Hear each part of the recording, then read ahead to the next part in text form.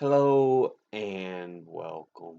My name is Alan, and today I want to talk about something a bit different. I want to speak on the idea of fear. Since we are in the midst of Spooktober, if you just look up fear with Merriam-Webster, uh, it cites fear as an unpleasant, often strong emotion caused by anticipation or awareness of danger. Um,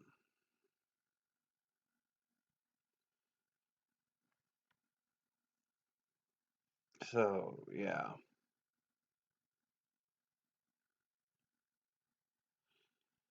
Um, they also cite an instance of such emotion or a state marked by this emotion: anxious concern, a profound reverence and awe, especially toward God, or a reason for alarm. And then it has fear as a verb: to be afraid or expect with alarm, to have a reverential awe of. And then there's an archaic form to frighten, or archaic to feel fear in oneself. So, yeah,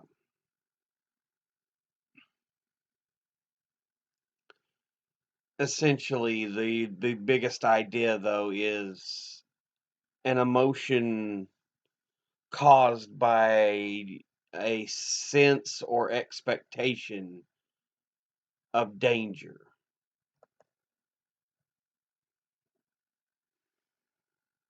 That's why you see so many horror movies with jump scares nowadays. That they're not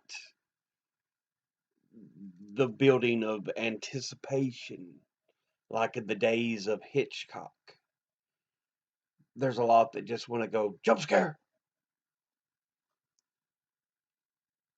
which myself I fear are just cheap tactics.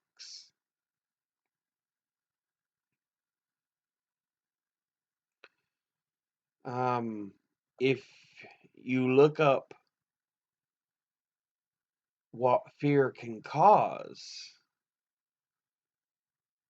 um, it has living under constant threat has serious health consequences.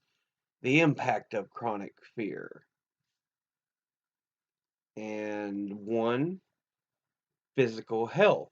It can weaken the immune system and cause cardiovascular damage, gastrointestinal problems such as ulcers and irritable bowel syndrome, and decreased fertility. And this is all um,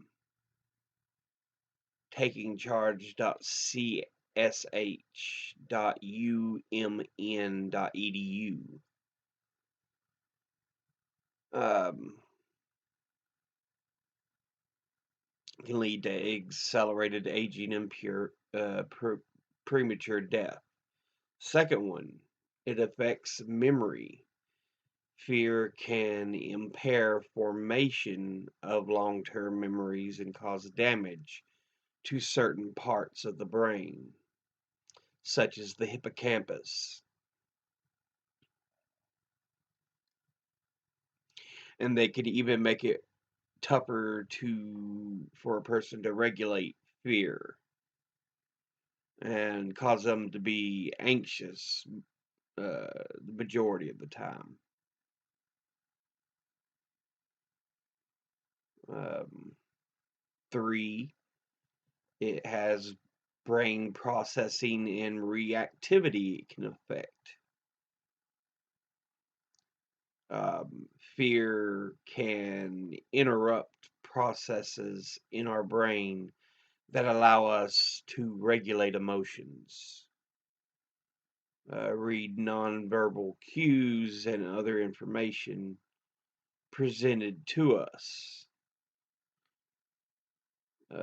reflect before acting, or to act ethically. So, yeah, it changes the way we think and act, the cognition and understanding that we would normally have are impaired because there's such a level of panic and fear produced. And number four has mental health. Other consequences of long term fear include fatigue, clinical depression, and PTSD. But yeah, fear apparently can have severe health issues. Um, Honestly, though, fear itself um, is part of the evolutionary cycle to try to help us survive certain dangerous things out in the wild. Fear of snakes, fear of creepy crawlies, because they might contain venom or they might be poisonous. Um, Now, I didn't find any sense that fear itself causes hallucinations, although they say certain mental hallucinations can cause fear. So, if you're overly anxious, apparently it can cause some fear. You could hear, see, or smell something that is not actually there, which is interesting. But yeah, fear is such a big part of who we are as humans. So much.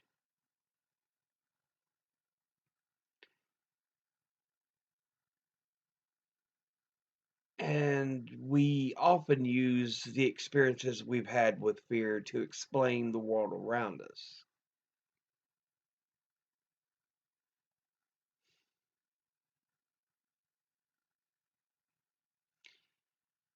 So, yeah, how much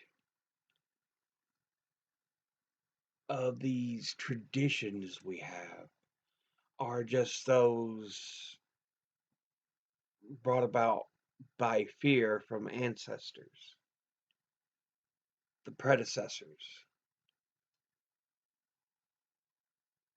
fearing something they did not understand. We're not perfect, but we understand more than we did before. And it makes things not as scary,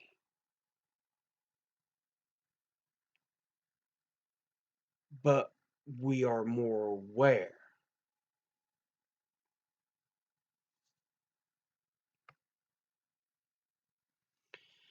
I don't think we'll be able to get rid of our sense of fear anytime soon because, like I said, it is so much of humanity itself to have that sense within you to fear so that you have some level of safety. But I think knowledge and awareness can do just as well. It's interesting as something to think about, but I'll go ahead and end this episode here. I just wanted to talk a bit about fear itself because it plays such a huge part of humanity and traditions. As always, educate thyself, think, read, study, learn. Someone tries to tell you something you have trouble believing, ask them to cite their sources. I'll be putting links in the description below the video. But as always, until next time, later.